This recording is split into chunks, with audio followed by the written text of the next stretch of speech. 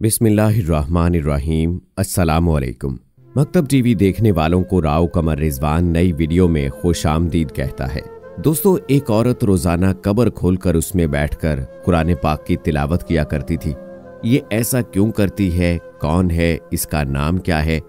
इस औरत का जब इंटरव्यू किया गया तो उसने जो इंकिशाफात किए उनको सुनकर आप भी हैरानगी और दुख की वजह से रो पड़ेंगे। इस औरत ने अपने दिल दहला देने वाले इंटरव्यू में क्या बातें बताईं, आज की वीडियो में आपको तफसीलन बताएंगे। लिहाजा जरूरी है कि इस वीडियो को आखिर तक लाजमी देखिएगा। और अगर आपने अभी तक हमारा चैनल मकतब टीवी सब्सक्राइब नहीं किया है तो अभी सब्सक्राइब कर लें। साथ में लगे बेल आइकॉन को जरूर प्रेस कीजिएगा ताकि लेटेस्ट अपलोड होने वाली हमारी वीडियोस का नोटिफिकेशन आपको बर वक्त मिलता रहे। वीडियो को लाइक करें, शेयर करें अपने दोस्तों के साथ और कमेंट सेक्शन में अपनी राय का इजहार लाजमी कीजिएगा। दोस्तों, ये वाकया बहावलपुर का है। उस औरत ने गोरकन से एक कब्र खरीद रखी है। वो हर रोज कब्रिस्तान जाती है और असर से मगरिब तक उस कब्र में बैठकर तिलावत करती है। कब्रिस्तान में जाने वाले एक शख्स ने अचानक उस औरत को देखा तो वो बहुत हैरान हुआ। उसने ये बात अपने एक दोस्त से की जो मीडिया में था। उसके दोस्त के लिए ये एक अनोखी कहानी थी। उसने जब खुद अपनी आंखों से ये मंजर देखा तो उसके अंदर तजस्सुस पैदा हुआ कि ये औरत कौन है और ऐसा क्यों कर रही है। क्या ये यहाँ बैठकर कोई चिल्ला काट रही है या इसका कोई और मकसद है? अलबत्ता ये सब उसके लिए बहुत ही हैरानकुन था। ये लड़की जब कब्र के अंदर कुरान पाक की तिलावत करने बैठती थी तो इसमें इस कदर महब होती कि उसको इर्द गिर्द की खबर ना होती थी।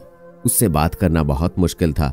वो रोजाना जाता और कोशिश करता कि उस लड़की से बात हो सके, मगर वो जान नहीं पा रहा था कि वो कौन है और ऐसा क्यों करती है। फिर एक दिन उसने कब्रिस्तान के गोरकन से मुलाकात की और उससे ये माजरा पूछा कि ये कौन है और ऐसा क्यों करती है। तो गोरकन ने उससे कहा कि वो ये सब नहीं बता सकता क्योंकि वो भी नहीं जानता कि ये कौन है और ये सब क्यों कर रही है। बस मैं इतना जानता हूं कि ये कब्र उसने अपने लिए खरीदी है और अपनी जिंदगी में अपने लिए ये कब्र खुदवा ली है। फिर एक दिन उस मीडिया वाले लड़के ने उस लड़की को उस वक्त रोक लिया जब वो मगरिब के वक्त कब्रिस्तान से वापस जा रही थी और उसको बताया कि उसका ताल्लुक मीडिया से है और वो इसका इंटरव्यू करना चाहता है।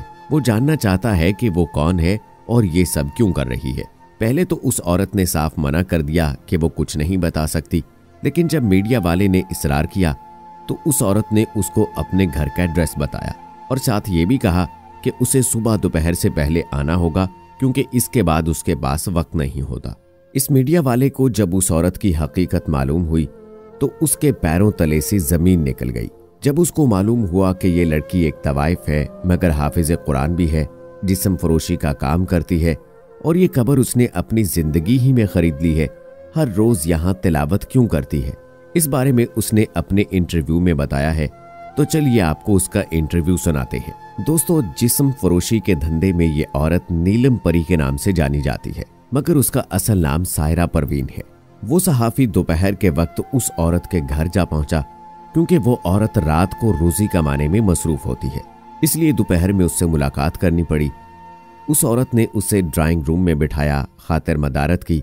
सहाफी ने सबसे पहले उस औरत का हाल पूछा और फिर उस औरत से सवाल किया कि आप इस बेलज्जत काम में कैसे फंस गई। एक लम्हे के लिए उसके चेहरे पर उदासी छा गई और फिर मुस्कुराकर बोली, मुझे इश्क हो गया था, मोहब्बत में अंधी हो गई थी, घर से भाग निकली। कुछ दिन महबूब ने चार दीवारी में चादर उतार कर दिलो जान से मुझसे मोहब्बत की और उसके बाद ना दीवार बाकी रही और ना ही सर ढांपने को चादर। जब वापसी का सोचा तो कदम ये सोचकर रुक गए कि भागने का फैसला तो मेरा था, अब वापस जाऊंगी तो वालदैन की थोड़ी बहुत इज्जत बाकी है वो भी खत्म हो जाएगी। यूं वापस ना जाने का फैसला किया और रहने के लिए मुझे जो ठिकाना मिला वहां मुझ जैसी और भी कई लड़कियां थीं और उसके बाद रोज का जरिया बस यही जिस्म है। सवाल किया कि वालदैन का दिल तो नर्म होता है, वो माफ कर ही देते, एक बार चली ही जाती। तो वो मुस्कुराकर बोली, माफ तो अल्लाह करता है लेकिन लोग माफ नहीं करते। औरत का मुंह काला हो जाए तो दुनिया वाले कभी उसको गोरा नहीं होने देते, मरते दम तक काला ही रहता है। सवाल किया चले भीख मांग लेती, जिस्म फरोशी से तो ये अच्छा था। तो वो औरत बोली, ये सब किताबी बातें, कोई किसी भिखारन को किराए का कमरा भी नहीं देता, झोंपड़ी में भी नहीं रखता। इज्जत बेचकर कम से कम इज्जत से तो रह लेती हूँ। अपना घर है, अपना बिस्तर है, इस दुनिया में उसी की इज्जत है जिसके पास पैसा है। ये दुनिया तो मुनाफिक लोगों से भरी पड़ी है जो बज़ाहिर तो नेकी का दर्स देते हैं लेकिन अंदर शैतान है। किसी से आप कहें कि तवाइफ से शादी करेगा तो वहीं उसकी बोलती बंद हो जाती है। सहाफी ने सवाल किया, मोहब्बत क्या है? तो कुछ लम्हे के लिए तो वो औरत खामोश रही और फिर बोली, मोहब्बत भी एक धंधा है। मर्द अपनी रकम इन्वेस्ट करता है और फिर महबूबा के जिस्म से खेलकर सूद समेत वापस लेता है। अब वो औरत अपने महबूब के रहमो करम पर होती है। मर्जी है शादी कर ले और मर्जी है छोड़ दे। जो लोग सच में मोहब्बत करते हैं वो निकाह का रास्ता इख्तियार करते हैं। सवाल किया कि क्या गुनाह करते हुए तकलीफ नहीं होती? तो कहने लगी कि जब इंसान गंदगी के ढेर का आदी हो जाए तो फिर उसको बदबू का एहसास नहीं होता, बल्कि खुशबू उसके लिए जहर बन जाती है। बस अपना भी मामला ऐसा ही है। सवाल किया कि आप कहीं नौकरी कर लेती या शादी कर लेती तो भी तो गुनाह से बच सकती थी। तो बोली कि जब लोगों को मालूम हो कि लड़की अकेली है, उसका कोई नहीं है, तो लोग भेड़िए बन जाते हैं। शादीशुदा मर्द हो या कंवारा, सब एक ही सफ में खड़े हो जाते हैं। ये दुनिया अकेली औरत को जीने नहीं देती, लेकिन दर्स जितने मर्जी करवा लो। दर्स नेकियों के देंगे, शक्ल मोमिनों वाली होगी, लेकिन करतूत काफिरों वाले करते हैं। फिर बोली, शादी कौन करता है? आजकल लोग एक दूसरे का झूठा पानी नहीं पीते, आप शादी की बात करते हैं। अब तो कब्र तक ये गुनाह साथ ही रहेगा। सहाफी ने सवाल किया, रोजाना कब्रिस्तान जाकर कब्र में बैठकर ये सब क्या मामला है? आप ऐसा क्यों करती हो और कब्र क्यों खुदवा रखी है? तो बोली, 5 वक्त की नमाज पढ़ती हूँ, हाफिज कुरान हूँ और डरती हूँ कि मैं मरने के बाद मेरी कब्र का इंतजाम कौन करेगा। मेरा तो दूर दूर तक कोई अपना नहीं। इसी डर से मैंने अपनी जिंदगी ही में अपनी कमाई से कब्र खरीद ली है। फिर सोचा कि मेरी मगफिरत की दुआ कौन करेगा? मेरा तो कोई इस दुनिया में है ही नहीं जो मेरी कब्र पर आएगा और मेरी मगफिरत की दुआ करेगा। मैं हाफिज कुरान हूँ और इसीलिए रोजाना दोपहर के बाद अपनी कब्र पर खुद ही आ जाती हूँ और तिलावत करती हूँ और अपनी मगफिरत की दुआ करती हूँ। मरने से पहले ही अपनी कब्र पर इस उम्मीद पर जाती हूँ कि शायद अल्लाह मुझे माफ कर दे, अल्लाह मेरी बख्शिश कर दे। बस यही सोचकर ये सब करती हूँ। अपना मामला अल्लाह पर छोड़ रखा है, वो चाहे तो जन्नत दे, चाहे तो जहन्नुम में डाले।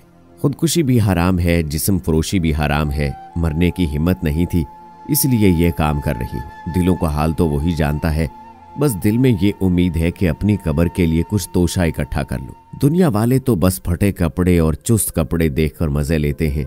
ये लोग तो इस्तगफार पढ़कर भी हमें देख रहे होते हैं। कोई चस्के ले लेकर देखता है। इंटरव्यू तो मजीद भी लंबा हो सकता था, लेकिन उस औरत के किसी जानने वाले की कॉल आ गई और ये कहकर इजाजत ली कि मुझे अब जाना होगा। दोस्तों, ये था इंटरव्यू उस औरत का। आप उस औरत के बारे में क्या कहेंगे जो अपनी जिंदगी में ही कब्र खुदवाकर उसमें तिलावत करती है? अल्लाह पाक का कलाम इसलिए पढ़ती है कि वो जानती है कि मरने के बाद उसकी कब्र पर कोई नहीं आएगा। आप इस बारे में क्या कहना चाहेंगे? कमेंट सेक्शन में अपनी राय जरूर दीजिएगा। उम्मीद है कि हमारी आज की ये वीडियो आपको पसंद आई होगी। मिलते हैं अगली वीडियो में, तब तक के लिए अल्लाह हाफिज।